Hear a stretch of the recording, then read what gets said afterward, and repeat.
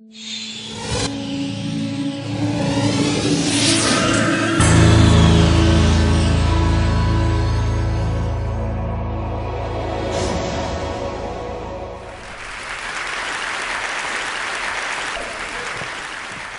I'll start with this. A couple of years ago, an event planner called me because I was going to do a speaking event. And she called and she said, I'm really struggling with how to write about you on the little flyer.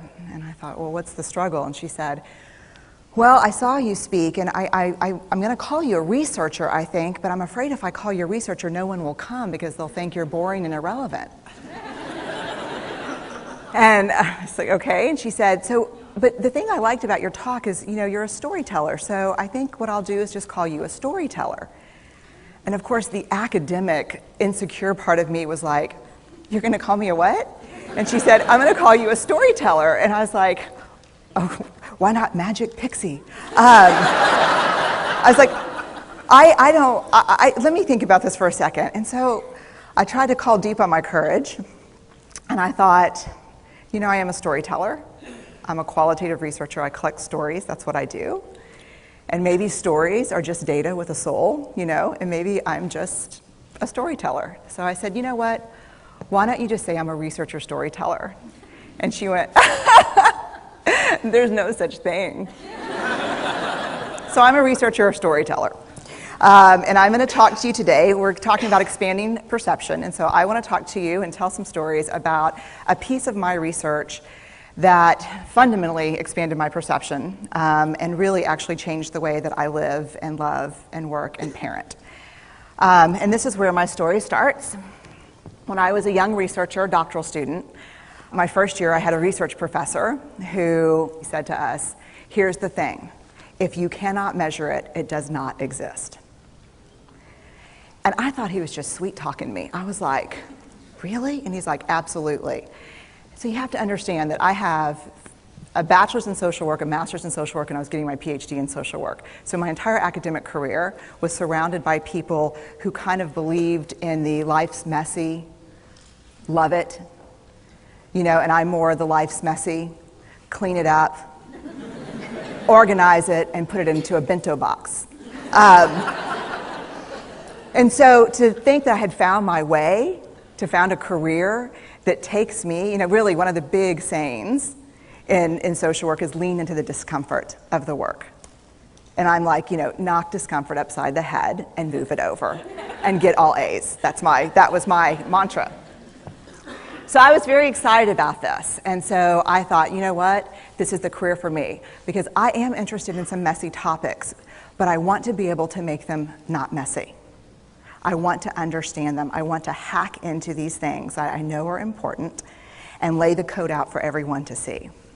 So where I started was with connection, because by the time you're a social worker for 10 years, what you realize is that connection is why we're here. It's what gives purpose and meaning to our lives. This is what it's all about. It doesn't matter whether you talk to people who work in social justice and mental health and abuse and neglect. What we know is that connection, the ability to feel connected, is neurobiologically, that's how we're wired, it's why we're here.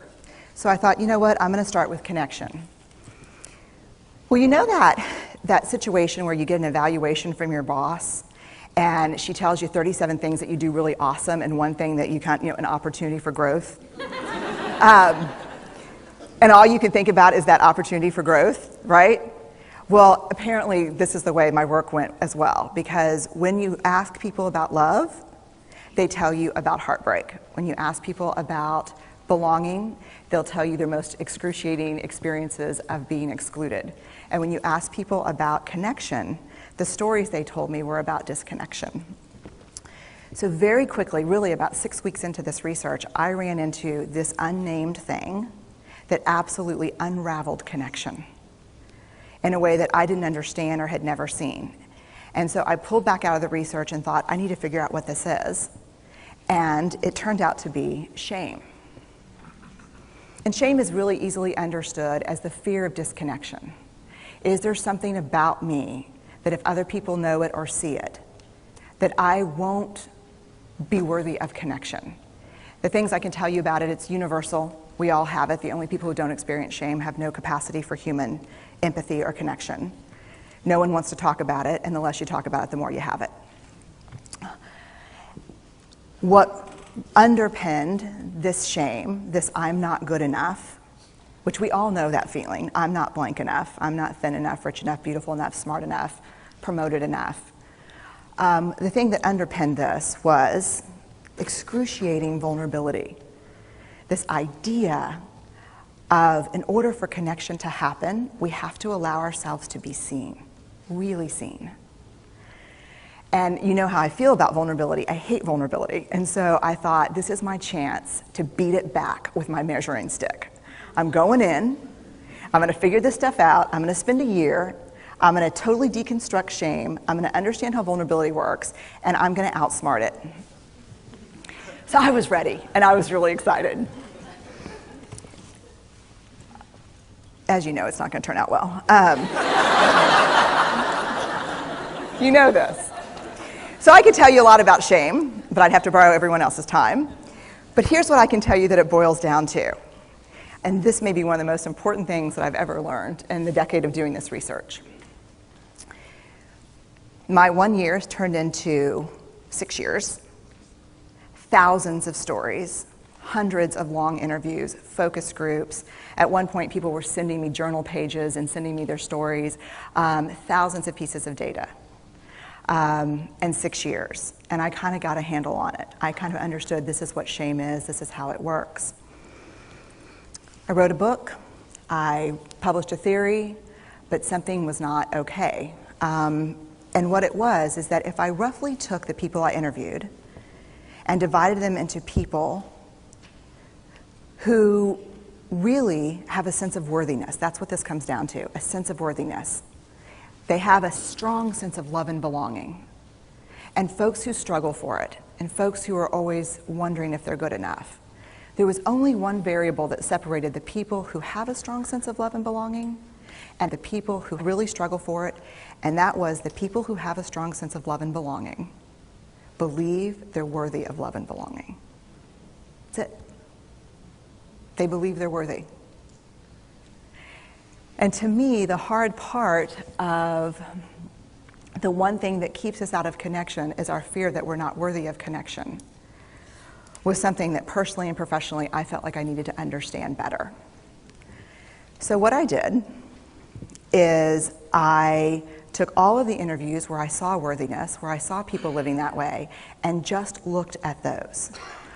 What do these people have in common? And I have a slight office supply addiction, but that's another talk. So I had a manila notebook, a manila folder, and I had a Sharpie, and I was like, what am I going to call this research? And the first words that came to my mind were wholehearted. These are kind of wholehearted people living from this deep sense of worthiness. So I wrote at the top of the manila folder, and I started looking at the data. In fact, I did it first in this in a 4-day, very intensive data analysis where I went back, pulled these interviews, pulled the stories, pulled the incidents. What's the theme? What's the pattern? My husband left town with the kids because I always go into this kind of Jackson Pollock crazy thing where I'm just like writing and going and kind of just in my researcher mode. And so here's what I found. What they had in common was a sense of courage. And I want to separate courage and bravery for you for a minute. Courage, the original definition of courage, when it first came into the English language, it's from the Latin word cur, meaning heart. And the original definition was to tell the story of who you are with your whole heart. And so these folks had, very simply, the courage to be imperfect. They had the compassion to be kind to themselves first and then to others, because as it turns out, we can't practice compassion with other people if we can't treat ourselves kindly. And the last was they had connection, and this was the hard part, as a result of authenticity. They were willing to let go of who they thought they should be in order to be who they were, which is, you have to absolutely do that for connection. The other thing that they had in common was this. They fully embraced vulnerability. They believed that what made them vulnerable made them beautiful. They didn't talk about vulnerability being comfortable, nor did they really talk about it being excruciating, as I had heard earlier in the shame interviewing. They just talked about it being necessary. They talked about the willingness to say, I love you first. The willingness to do something where there are no guarantees. The willingness to breathe through waiting for the doctor to call after your mammogram. The willing to invest in a relationship that may or may not work out. They thought this was fundamental. I personally thought it was betrayal. I could not believe I had pledged allegiance to research, where our job, the definition of research is to control and predict, to study phenomenon for the explicit reason to control and predict. And now my mission to control and predict had turned up the answer that the way to live is with vulnerability and to stop controlling and predicting. This led to a little breakdown, which actually looked more like this. And it did. It led to I call it a breakdown, my therapist calls it a spiritual awakening. Spiritual awakening sounds better than breakdown, but I assure you it was a breakdown. And I had to put my data away and go find a therapist. Let me tell you something. You know who you are when you call your friends and say, I think I need to see somebody. Do you have any recommendations?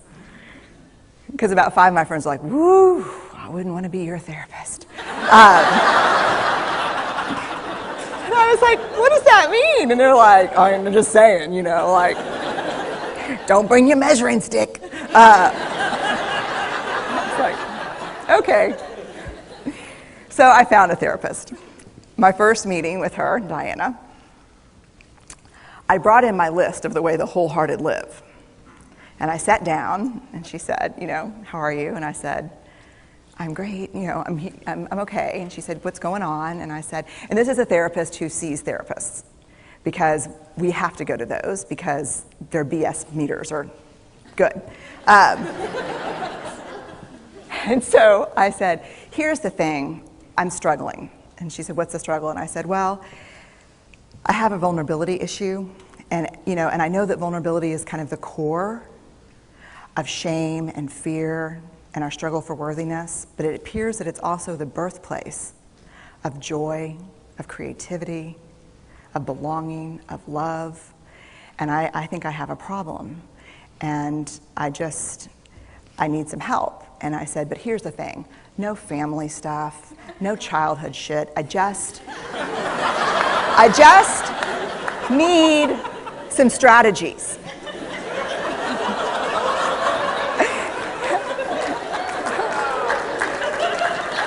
Thank you. So she goes like this. And then I said, it's bad, right? And she said, it's neither good nor bad. It just is what it is. And I said, oh my God, this is gonna suck. And it did, and it didn't. And it took about a year. And you know how there are people that, like, when they realize that vulnerability and tenderness are important, that they kind of surrender and walk into it? A, that's not me. And B, I don't even hang out with people like that. For me, it was a year-long street fight. It was a slugfest. Vulnerability pushed, I pushed back. I lost the fight, but probably won my life back. And so then I went back into the research and spent the next couple of years really trying to understand what the wholehearted, what the choices they were making, and what are we doing with vulnerability? Why do we struggle with it so much? Am I alone in struggling with vulnerability? No. So this is what I learned. We numb vulnerability. When we're waiting for the call, it was funny, I sent something out on Twitter and on Facebook that says, how would you define vulnerability? What makes you feel vulnerable? And within an hour and a half, I had 150 responses. Because I wanted to know, what's out there. Having to ask my husband for help because I'm sick and we're newly married. Initiating sex with my husband. Initiating sex with my wife. Being turned down. Asking someone out.